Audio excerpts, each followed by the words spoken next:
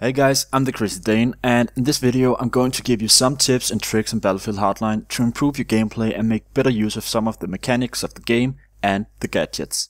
It's been a few days since the release of Hardline, and I found some nifty little tricks and mechanics to keep in mind whenever you play. And since I haven't really seen others make use of these, or even the slightest hint of others knowing it, I wanted to do a video on it. Now, some of this you might know, some of it you might not.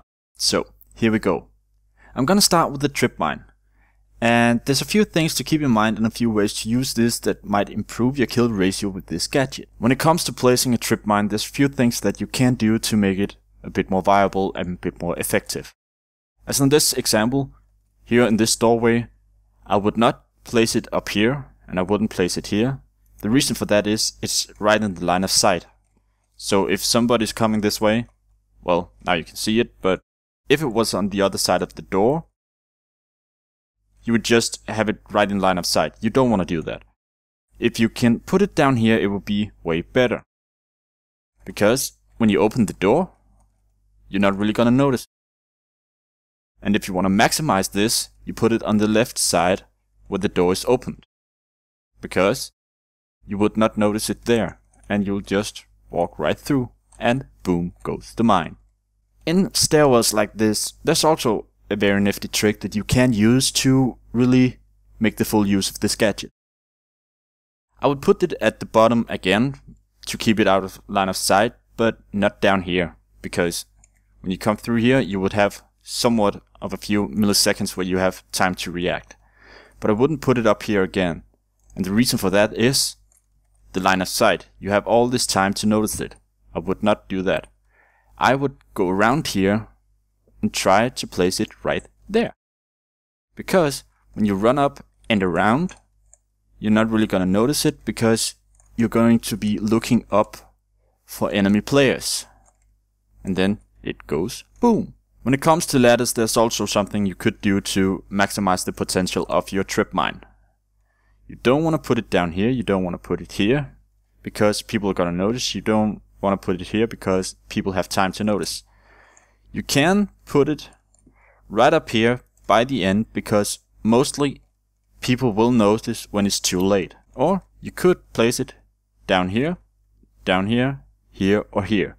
But basically keep it out of line of sight so people won't notice at all. Some of these spots are very hard to see and enemies won't notice it until they've blown to smithereens. In Blood Money, you should know that you pick up cash from the cash pile and the enemy vault a lot quicker with more players doing it simultaneously, and you can have a max of 10 cash pickups at a time.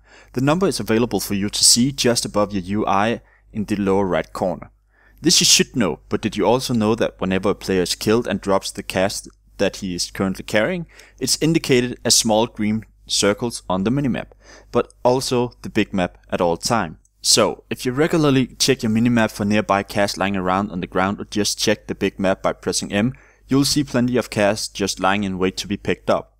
I noticed this and told my 3 mates while we were playing, and we ended up turning the tide multiple times because we avoided enemy players when we went out of our way to pick up cash lying scattered around the map, while we weren't near the cash pile filled with the enemy players attending the kill feast.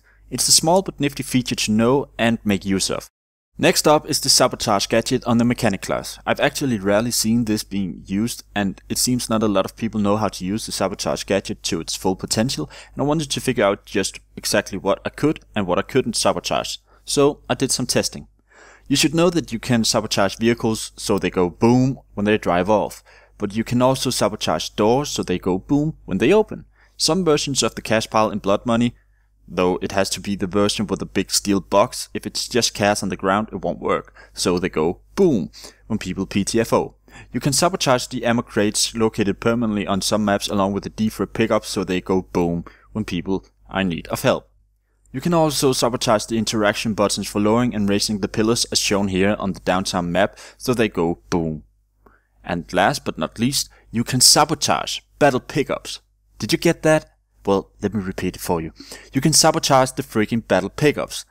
That's just an evil trap, just waiting to go off, as no one is really checking to be sure whether or not there's a trap around the battle pickups at all. So guess what? You'll see another boom! I also discovered that you can in fact sabotage a vehicle while in it or when someone else is in it, so make use of it. Some of this you might know, but I bet you didn't know all of it.